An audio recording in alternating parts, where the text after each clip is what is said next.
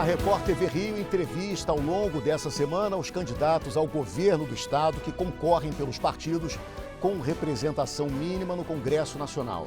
Foram convidados os candidatos Rodrigo Neves, do PDT, Marcelo Freixo, do PSB, Cláudio Castro, do PL e Paulo Ganimi, do Novo. As entrevistas têm duração de 20 minutos. O tempo começa a contar a partir da primeira pergunta. O último minuto é reservado para as considerações finais. Hoje, eu recebo no nosso estúdio o candidato Paulo Ganimi, do Novo.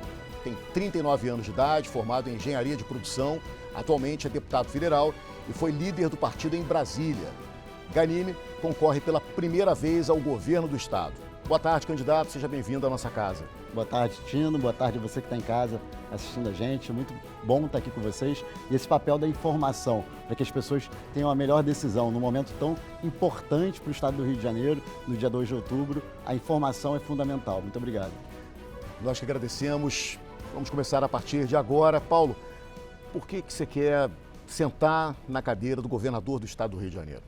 Tino, eu conheço hoje muito bem o Rio de Janeiro. Eu rodei muito por todo o estado, eu fui a 89 dos 92 municípios, aqui na capital também, rodei bastante por todos os bairros, conheço bem a realidade da população. Eu sou deputado há quase 4 anos, tenho trabalhado muito, com muita convicção, defendendo aquilo que eu sempre defendi como deputado, como candidato ainda em 2018 e ouvindo muito a população. E eu vejo hoje que o estado está largado. O estado do Rio de Janeiro está abandonado. Os últimos governos, inclusive o atual, deixaram o estado do Rio de Janeiro ficar num estado que as pessoas têm medo de sair de casa. Hoje a gente viu aqui no Balanço Geral, o motorista de aplicativo que, assustado com o próprio passageiro, quando estava chegando, o atropelou porque estava com medo da violência que hoje está assolando. Eu sou engenheiro de produção, eu fiz economia, tenho um MBA, uma pós em gestão empresarial, tenho uma experiência grande na iniciativa privada, 15 anos em grandes empresas, e eu acredito que a gente fazendo o certo,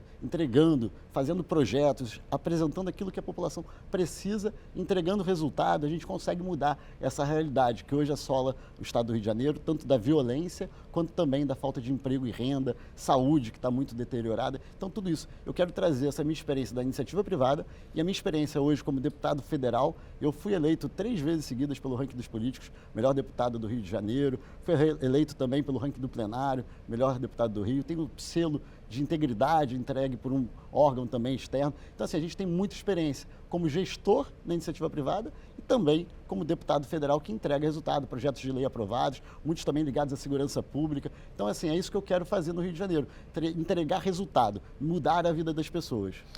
Candidato, quando o senhor olha pelo Rio de Janeiro, quando o senhor anda, ouve as pessoas, qual é a prioridade do nosso estado? Olha, se a gente pensar no futuro do Rio, acho que a educação é super importante. Mas pensando no curto prazo, acho que as pessoas estão com medo de sair de casa, acho que a violência é um problema seríssimo, o roubo do dia a dia, o assalto e também a falta de emprego e renda. Tem gente passando fome, tem gente sem trabalho. E é isso que a gente vai atacar primeiro, no dia 1º de janeiro, na verdade, quando a gente assumir como governo, a gente vai atacar esses 2 pontos com grande prioridade. Agora, é claro, o governador tem que atacar também o tema da saúde pública, que está precária, os transportes, população que anda para lá e para cá, vai para o trabalho, que tem dificuldade com a supervia, com todo o nosso transporte público. Então, assim, não dá para dizer que a gente vai focar só numa coisa, mas prioridade, aquilo que eu vou dar o meu suor, meu sangue para atacar no primeiro momento, para a gente vai resolver, sim, o problema da segurança e o problema de emprego e renda. E como é que faz para resolver a segurança pública do Rio? Primeiro, a gente tem que priorizar aquilo que está mais impactando as pessoas hoje no dia a dia. As pessoas que têm saído de casa têm medo de não voltar, as pessoas têm medo de seus filhos não voltarem para casa. Então a gente vai priorizar a segurança do dia a dia, botando mais policiais na rua, fazendo concurso. A gente tem espaço aí para fazer concurso, trazer cerca de 2.000 policiais militares, fazer também, aproveitar os concursos da Polícia Civil que aconteceram e tem vagas remanescentes para trazer também, porque a gente precisa melhorar a investigação no Rio de Janeiro. Agora, segurança é muito amplo. Tem questão social, tem questão de educação. A gente tem que, sim, fazer operações, Eu sou autor de uma PEC que tenta mudar o STF desde 2019. A gente tem críticas graves à atuação do STF, mas também críticas aos partidos que vão ao STF para tentar impedir o policial de trabalhar, como a ADPF, que impede as operações. Operação tem que poder acontecer. É claro que a gente tem que fazer isso com inteligência, com muita pesquisa, sabendo aonde atuar, como fazer, mas tem que poder ter, senão o bandido, ele vai fazer o que ele quer no Rio de Janeiro. E essa é a realidade hoje, né? A gente vê aí vários lugares que o Estado não pode mais entrar, na minha opinião, por ausência do Estado, mas também por conta dessas medidas. Agora, não é só isso. Vamos falar de trabalho e renda, que eu falei que era a outra prioridade também, que a gente tem que atacar. Baixar ICMS, dá para fazer isso dentro do regime de recuperação fiscal, mas não só reduzir ICMS. A gente vai prorrogar o prazo de pagamento do ICMS para que o empresário que quer gerar emprego e renda, que quer vir para o Rio de Janeiro, hoje, 25 dias para pagar, a gente vai prorrogar para 45 dias, porque não dá para fazer o empresário pagar ICMS antes de receber o valor da sua receita. Então a gente vai fazer isso também. Reduzir IPVA no Rio de Janeiro para 3%, porque isso tudo, muita gente acha, reduzir imposto, baixa arrecadação, não, pode aumentar e vai fazer com que mais empresas queiram vir para o Rio de Janeiro se instalarem aqui. E por último, para concluir essa primeira parte, é um tema super vasto, né? Educação profissionalizante. Esse é um tema que para mim é muito bacana. Você coloca o jovem de 1 a 6 meses, dependendo do curso, desde cursos mais simples, né, tradicionais que a gente conhece, até aqueles mais modernos de tecnologia, de games e tudo mais, todo mundo que está no celular, para estar trabalhando, o jovem poder ter trabalho, renda, não só vai ajudar ele, vai pensar no futuro dele, vai botar comida na mesa em casa, na família dele, contribuir para a família, e esse jovem está saindo também do crime organizado. Então, tem muita coisa para fazer. Resumidamente, a gente vai começar com isso. Fazendo uma analogia com a saúde, a corrupção seria um câncer, né, que acaba com vidas. O que fazer para diminuir, pelo menos diminuir a corrupção no estado do Rio de Janeiro? Olha, a corrupção combate-se primeiro com exemplo. Então, a gente tem que ter uma equipe séria de pessoas competentes, não indicados políticos que não entendem nada da área que atuam, mas sim pessoas competentes, selecionadas com critério técnico, profissionais para trabalhar na área. Outra coisa importante, além do exemplo que vai vir do governador e também do secretariado das equipes, né, comandantes de batalhão, secretários, tudo mais, mas também com transparência. Eu falei no início, eu recebi o selo de transparência no meu mandato como deputado federal. E a gente vai fazer isso no governo do estado. Informação. O escândalo hoje da CEPERJ é o quê? É falta de transparência, é falta de gestão, é falta de integridade de pessoas certas no governo do estado. Você mudando isso, você muda a questão da corrupção no estado do Rio de Janeiro. E outra coisa, tem que combater com veemência a corrupção, seja dentro do secretariado, seja das polícias também, corregedoria forte, tudo isso a gente vai fazer. Por quê? A gente vai trabalhar com os melhores profissionais de cada área.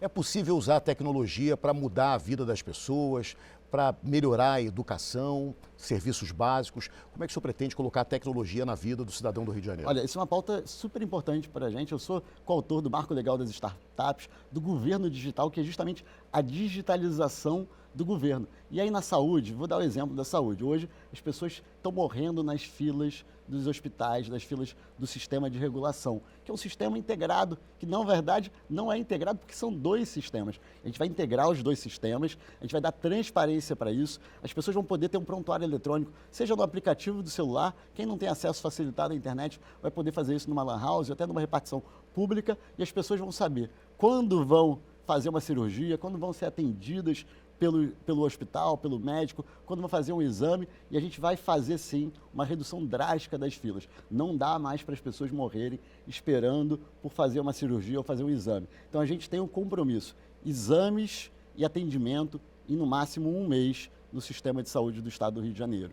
E cirurgias eletivas em no máximo 3 meses. É utopia? Não é. Se o dinheiro que está sendo usado hoje, nesses esquemas de funcionários fantasmas, do CEPERJ, na UERJ também, faculdade que eu estudei, tivessem sido usados para a saúde, a gente estaria zerando a fila hoje das cirurgias eletivas, salvando vidas. E outra coisa, investir também na prevenção. Eu investi como deputado federal, né, a gente destinou emenda parlamentar, recurso de emenda parlamentar, para um laboratório na UFRJ para teste do pezinho. Algo super importante, porque se você faz o teste do pezinho lá no início, né, de uma semana até 1 mês, aquela criança que tem alguma deficiência, algum problema de saúde, ela evita ter uma sequela para a vida toda. A prevenção ela é importante porque você aumenta o número de vagas nos hospitais, de exames, se você faz a prevenção, porque menos pessoas vão estar precisando do sistema de saúde e essas pessoas vão ter uma vida muito mais digna. Isso vale também para o câncer, por exemplo. Muito bom. Trem, metrô e ônibus, é possível integrar os 3 modais e melhorar a qualidade de transporte? Sem dúvida. A gente não pode pensar que para o trabalhador, para o usuário, ele vai ficar pensando, isso é municipal, isso é estadual, o que que é? Tem que ser uma coisa só. A gente tem que pensar no trem, no metrô, no ônibus, no BRT, tudo isso de forma integrada, nas barcas também, né? Tudo isso de forma integrada. O bilhete único, que hoje só tem 2 pernas, vão ter 3 pernas para o trabalhador saber. Ele vai pegar o ônibus até o trem, vai pegar o trem, vai pegar o ônibus até o trabalho, com tranquilidade, pagando um valor acessível, correto, para ele poder. A gente tem visto pessoas que ficam dormindo, às vezes, no centro, tem casa e não voltam para casa na semana porque elas não conseguem pagar o preço da passagem. A gente não pode mais aceitar isso, Tino. Então a gente vai fazer a integração. E tem que resolver o problema da Supervia. Eu estive já recentemente, agora, nos últimos meses, 2 vezes. Uma vez eu fui de Queimados até a Central do Brasil. Essa semana comecei a minha campanha lá em Nova Iguaçu, vim de Nova Iguaçu até a Central do Brasil, vivendo essa realidade. Claro que eu não quero me comparar com um trabalhador que faz isso todo dia, mas a gente presenciou isso. É um descaso, é um absurdo. Seja o trabalhador que fica em pé 2 horas para chegar no trabalho, depois fica o dia inteiro em pé trabalhando, a maioria desses trabalhadores, depois volta mais 2 horas para voltar para casa, que chegam cansados e, além disso, não tem acessibilidade para a pessoa com deficiência, para os idosos, não tem. As pessoas não têm confiança, não sabem que horas o trem vai sair, que horas vai chegar, porque o trem demora, o trem fica parado no meio das estações. É um absurdo e dá para resolver isso. O Estado tem que fazer também investimento do Estado, sem falar na falta de segurança, que a gente já mencionou, que também impacta o serviço do trem. E para terminar esse ponto, as barcas. O contrato das barcas acaba agora em fevereiro e a gente não está no prazo certo para fazer a nova licitação. Os estudos ainda estão acontecendo. Tem risco da gente ficar sem barca ou ficar numa operação transitória enquanto que a nova concessão não acontece. Isso é descaso, é falta de gestão, falta de planejamento. Eu quero voltar no tema segurança. Como é que o senhor pretende retomar os territórios que hoje são dominados por criminosos? Ocupação permanente, operações policiais, qual seria a sua política? Esse é o tema mais complexo. Tem que ter, sim, ocupação, mas a ocupação tem que ser da força de segurança, mas o Estado tem que entrar como um todo, com educação, com saneamento básico, com saúde, com social, com esporte, com cultura. A gente tem que levar também para o jovem referência. Falar também do jovem, que ele tem que saber que ele pode ter um futuro diferente, que ele não precisa ir para o crime, que ele pode ter um futuro de trabalho, com a educação profissionalizante que a gente mencionou, com esporte, com cultura, e ele saber, olha, eu vou ter um futuro diferente. Todo mundo pode ter uma história diferente, esse jovem pode ter também. Agora, tem uma questão de moradia também, Tino, que é importante. E aí você tem que separar o problema em vários, né? Tem lugares em que a gente vai dar o registro de propriedade para essas pessoas, fazer o maior programa de regularização fundiária urbana do Rio de Janeiro. O governo Zema, em Minas, no meu Partido do Novo, está fazendo isso para aqueles que vivem em zonas já consolidadas, que aquela pessoa mora numa casa decente, mas não tem o título de propriedade. Isso faz com que ela tenha mais dignidade, mais controle da vida dela também e possa ter, inclusive, acesso a crédito, se quiser abrir um negócio, um crédito mais barato. E tem pessoas que a gente tem que dar uma casa para a pessoa, seja com aluguel social. A gente tem muito imóvel do Estado que está subutilizado, a gente pode converter isso para moradias populares, fazer com que essas pessoas morem em lugares dignos. Tem gente morrendo de tuberculose hoje dentro da Rocinha, Tino. Não dá para aceitar isso. Então, cada região, cada caso, a gente tem que dar um tratamento, mas a gente tem que ocupar essas regiões com polícia, sim, mas também com social, e a gente tem que fazer uma outra coisa que é importante, ir atrás de toda a operação que envolve o crime organizado, seja a entrada de drogas e armas no estado do Rio de Janeiro, porque elas não são fabricadas aqui, e a gente tem que fazer cooperação com as outras polícias, com a Polícia Rodoviária Federal. Eu já destinei muito recurso de emenda parlamentar, tá, para a Polícia Rodoviária Federal, já destinei recurso de emenda parlamentar para a Marinha, que faz também patrulhamento da nossa Baía de Guanabara. A gente tem que falar com as polícias dos outros estados com convênio, e as nossas polícias estaduais têm que ter integração, mas a gente tem que também garantir o social entrando, e a gente tem que fazer com que o dinheiro que circula, né, por conta dessas operações criminosas, porque o tráfico, a milícia, tudo isso é uma atividade econômica ilegal, mas é uma atividade econômica que movimenta muito dinheiro. E esse dinheiro vai parar onde? Ninguém está controlando isso hoje. Com integração entre as polícias, Ministério Público e a Secretaria de Fazenda, Secretaria de Receita, a gente vai controlar também esse dinheiro que é movimentado por essas organizações e vai começar a cercar e fechar o cerco para garantir que a gente vai combater o crime de verdade e não ficar só enxugando gelo. Candidato, o senhor falou em projetos sociais, tem dinheiro para fazer isso tudo que o senhor propõe? E outro dia eu ouvi uma pessoa importante dizendo que talvez o Rio de Janeiro chegue a um ponto que não consiga mais voltar, retomar o controle, que criminosos podem tomar o Rio de Janeiro, né, por tempo indeterminado. Qual é a sua opinião?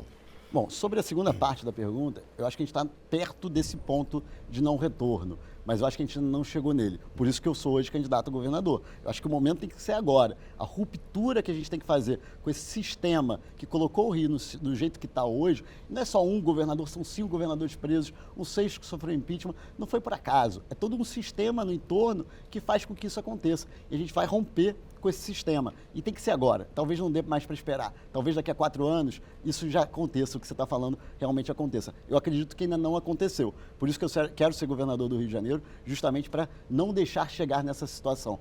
Com relação ao dinheiro, tem sim. Claro que o Estado do Rio de Janeiro está quebrado, está no regime de recuperação fiscal. O governo hoje está usando de forma desorganizada o dinheiro da SEDAI, seja para fazer investimentos não adequados ou não fazer investimentos e gastar esse dinheiro da SEDAI com esses esquemas de funcionários fantasmas da CEPERJ, da UERJ e tudo mais. Mas a gente, usando o dinheiro bem e trazendo a credibilidade de volta para o Estado do Rio de Janeiro, as empresas vão voltar para o Rio de Janeiro. E a gente vai fazer com que mais gente invista aqui. Com mais gente investindo no Rio de Janeiro, mais empresas, mais negócios, tecnologia, inovação, tudo isso a gente vai fazer com que o Estado volte a ter a arrecadação adequada para poder investir.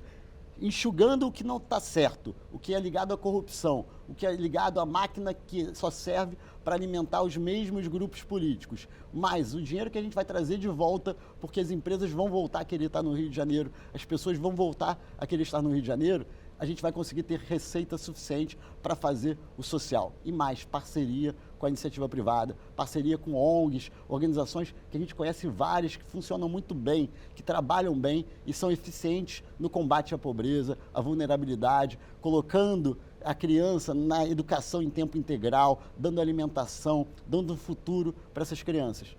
O senhor falou em educação, agora existe um abismo entre o ensino público e o ensino privado.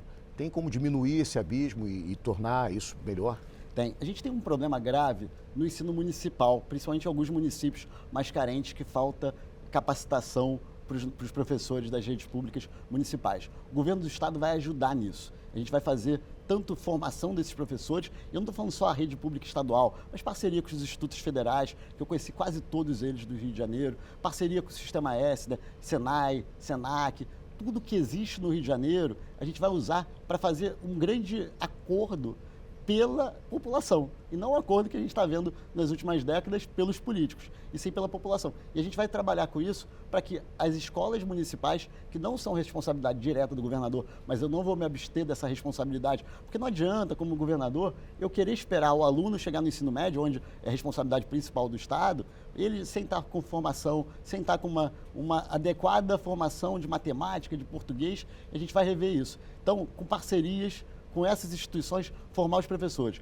ajudar os municípios para que todos os alunos do Rio de Janeiro que precisem tenham educação em tempo integral, com projetos sociais, cultura, que a gente já mencionou anteriormente. E a gente vai fazer também a educação profissionalizante na rede pública estadual, né, também com parcerias com todos esses parceiros que estão no Rio de Janeiro e que falta sincronia. A gente roda muito o estado e às vezes a gente vê tendo aula em algum determinado município que não tem aquela demanda para aquele município. Então a gente vai trabalhar muito também para o interior do estado do Rio de Janeiro, porque o estado do Rio de Janeiro só vai se desenvolver em todos os sentidos, economicamente, a saúde, essa pressão social que a gente mencionou das comunidades, das favelas, né, que tem o domínio territorial, quando o estado crescer. Os estados que estão mais crescendo no Brasil, Minas, Santa Catarina, Espírito Santo, são com o interior forte. Então a gente precisa que o nosso interior também esteja forte, entendendo a potencialidade de cada região, para que essas regiões a gente dê a formação adequada, para que a mão de obra esteja capacitada,